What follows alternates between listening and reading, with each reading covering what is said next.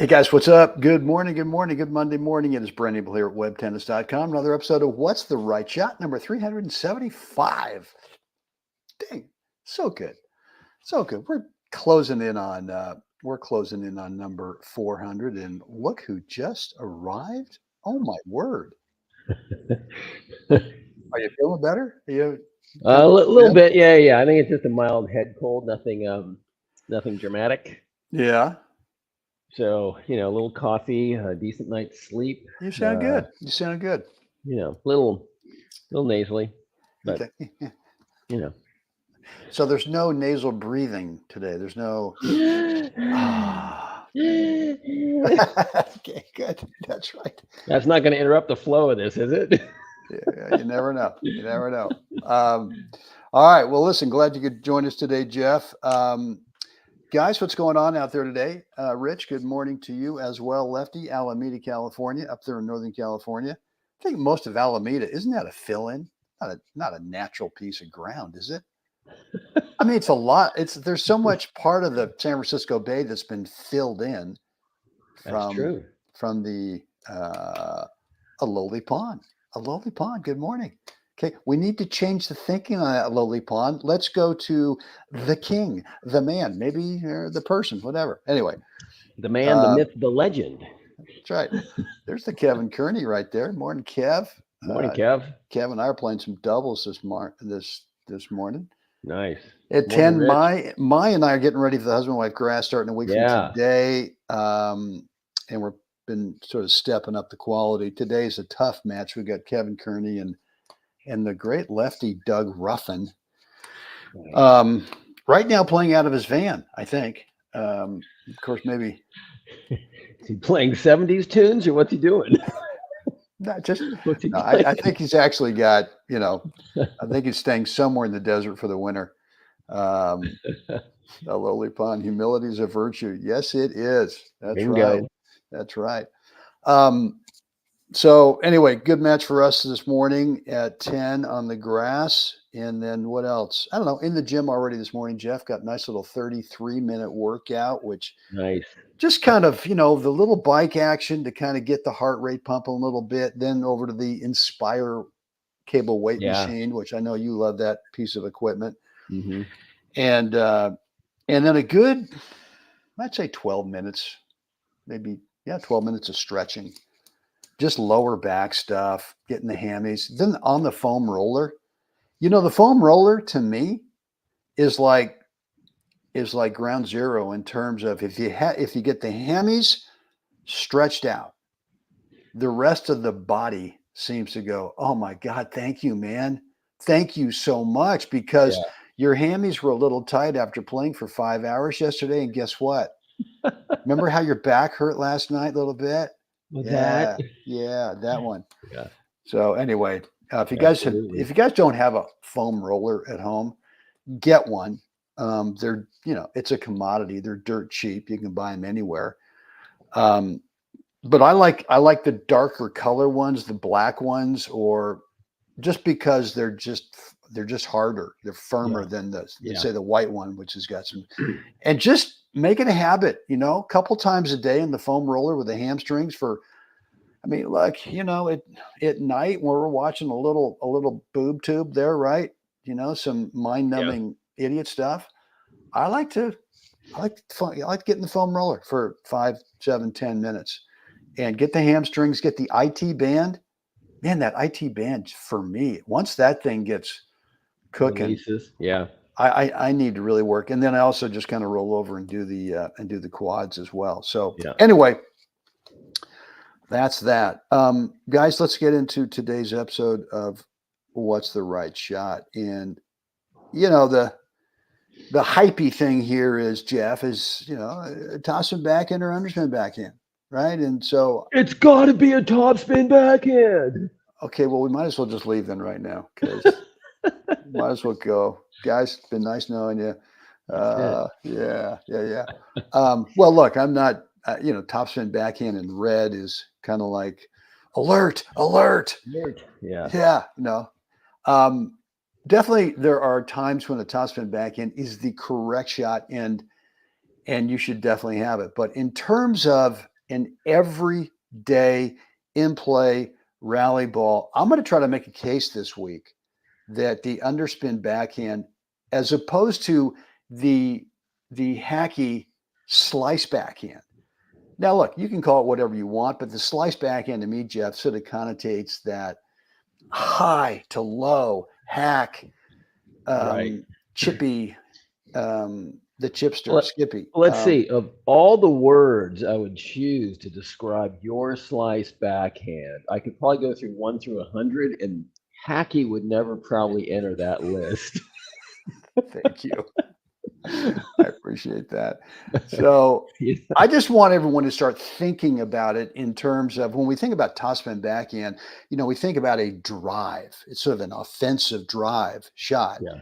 And the reality is way too often, because of the tech required for a topspin backhand, and I'm going to make the case all week this week that, again, I'm not saying you shouldn't have one, but there's a lot of compelling reasons why an underspin backhand can be a drive. It can be offensive, Mm-hmm. and we're going to work on that. Today's, though, I'm going to kind of go a little different with it. And so let's do this, Jeff. Let's kind of start the video. And yours truly, finals of the the clay court finals last year, indoors, kind of It wet. happens. It Yeah, happens. it happens. So we're going to start right here with a semi-topper forehand. Yeah. But the thought is not, hey, I'm going to cleanly keep it away and pass this guy. He's kind of far back. So my I love choice it. is, why not just get it down underneath? Just give him a little dump truck. Make him play in the dirt. That's right. And what's the right shot? Okay. Oh, well, first of all, I'm not going to tell you. Oh, let me hold on. I got to go back. I got to do a little promo here. Here we go. Hey guys, every afternoon, I go live. I didn't yesterday afternoon because actually this weekend I didn't go live because I had doubles matches with my and it ran over to 2:30. So we did a pre-record on both days. But I'll be live this afternoon, 2:30 p.m. We do some tennis mindset training, some tough love, a few little stories in there, what worked for me, what didn't work in terms of the mental stuff. I don't know, maybe, a racket release, seeing what the aerodynamics might be of a racket throw, not really under the category of mental toughness. So, and I'm not saying that I was throwing the rackets a lot, but there was enough times back in the day. There's some hang time. Yeah. And the best one, I played a satellite thing back in the 70s in Biloxi, Mississippi. Oh yeah. And it was prime. Well, it was summer. It was steamy. There were the no-see-em bugs that were just, God, I couldn't believe it. Tennis on the sun. I mean, they're just getting you, and they're just biting you enough to where you're going, God. And then of course, you can't see them. That's the whole thing. So you don't know really. But I saw a guy, and there was a guy named Terry Moore, a lefty from back in the day, who could really play on the clay. And he was playing some guy and just working this guy over. And I know that Terry Moore was keeping him out there longer than maybe what, just as a torture chamber. And so they were playing on this one court where behind it was like this green lagoon full of, I'm sure there were some critters in there. You didn't want to. So anyway, so this guy finally had it. He'd had it, and he took a racket from the other side of the court from the lagoon, winged it. And I swear to God, it started off at maybe 10 feet, but it caught a thermal and went up. That rotation actually gave it some lift. It gave it some lift. By the time it went over Terry's head, it was definitely, 10 and a half feet. It was over the fence. It landed beautifully in the swamp.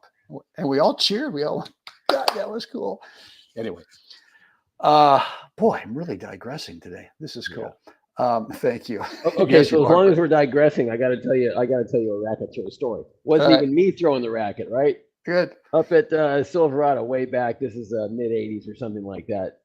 These four guys are playing on a court which is completely fenced in, but it's right across the walkway from the pool area. And these guys are going at it. It's like 10 in the morning on the whatever, midweek. So there's no one at the pool yet, really. They're going at it, and there's a little tension going on. I can hear it. And all of a sudden, a expletive and woof, woof, woof, woof, woof.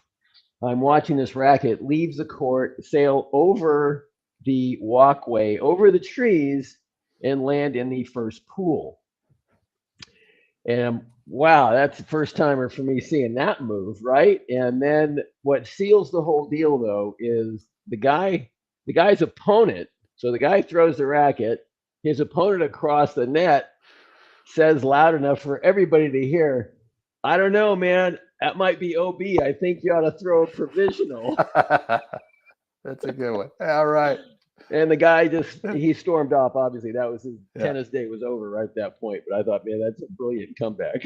There are some beautiful throws out there for sure. So, all right, I got 3 points here for you guys, and they're all based on the same thing. The email that I sent today was starting to make a case for the underspin backhand drive, that it's more accurate, that you sort of eliminate that hacky thing where the ball just sits up short. And so you're more accurate going deep. And I said, but what if there were times when you wanted the ball to be short? I think we stopped it right here and asked you what's the right shot. I mean, I have played some topspin, some underspin backhand drives up the line, well inside, taking the sideline out of it. It's always a 2-shot mindset, because I'm assuming the guy's guessing where I'm going. I'm always thinking, he's going to be there, so that's fine. But this one here is another attempt at let's play it underneath. Let's play it short, right? Yeah. And now make the guy have to have some really crappy geometry. And there's nowhere for him to go, really. No. So because that just caught late. Just a hair late. This is I like the underneath play on both of those. You could argue that the down the line was wide open, but even that, I think I would have played a softer cut. Yeah. No reason to risk the the technical and the up and down part of hitting a topspin backhand in that situation. Yeah. And look, I don't know.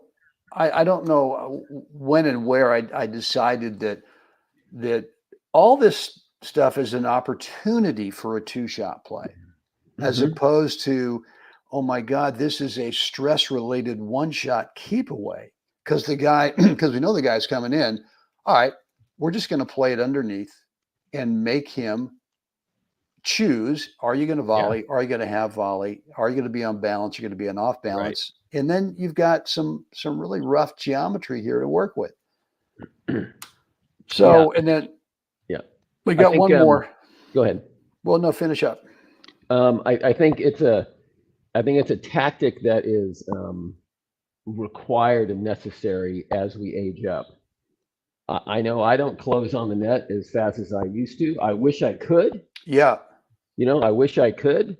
But if you're not aware that I think players sometimes miss the opportunity because they don't recognize their own, let's say, shortcomings are also being experienced by their opponents.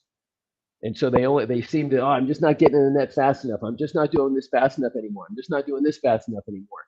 Guess what? Your opponent is living with the same list. And so if you recognize that, as you have, right, you're saying, this guy's coming, but he's given me some room to actually play this ball underneath him all the time. So you have to understand that the variables as they change as we age up become opportunities. That's good. No, that's good. That's really good. I think this is something where the guy definitely needs to come in. You've got him stretched out. You've got me stretched out, and too often players are not thinking that, okay, I'm in charge here, man. I don't have to go for the pass. I can play it short. And if you look at me right now, I'm just thinking this is going to come back. There's no Yeah. way this is a winner. And I'm happy with that. I'm happy with the fact that I don't care if it comes back. So, guys, I just want you to start thinking this week a couple of things. Number one, you do not have to have a topspin backhand drive as a staple rally ball. You can play it as if you want to, that's fine. But I'm going to try to all week long sort of make some compelling cases why, if you're not really working on an underspin backhand drive, I just think you're leaving money on the table. You're making life too tough for yourself out there in both singles and doubles. And, it's really kind of based on, I think you can be more accurate with it in terms of the landing spot. I actually believe that the skid that you can create, the Yeah. low bouncing skid, causes more problems than a high bouncing topspin forehand, because I just don't think, unless you're a young buck and you can really top it and really get the ball to bounce up nasty, I think that for the rest of us, we're better off working on the bottom part of the strike zone. And then then it kind of gets into some other things. Well, with a topspin backhand setup, can you actually really disguise a drop shot? I just don't think so. I Tough to just do. don't think so. And then swing tech wise, are you burning more fuel? Are you literally burning a little bit more fuel every time you try to line up a topspin backhand? I think you I can do. tell you for a fact you are. Yeah, absolutely. I think the other thing too, Jeff, is that we get into situations where, and this is kind of a good example, I think, with this point right here, where you can't tell me that you can top it when you're this far stretched out Yeah. and have any kind of effectiveness, because to me it's like if you try to top it from here, you're going to require another step or two past that single sideline to Right. be able to recover, as opposed to just one. There's the break in BRAKE, putting the brakes on and then going. So, guys, this is going to be a good week, and I'm really going to focus on the underspin backhand drive. Try to convince you why we need to spend more time working on it. I got some drills for you at the end of the week that I want to keep this up there. Okay. Are you talking to me? Yeah. Okay. Yeah. So the geometry you created by hitting that softer, on the reach there, cross court ball, you got it underneath him.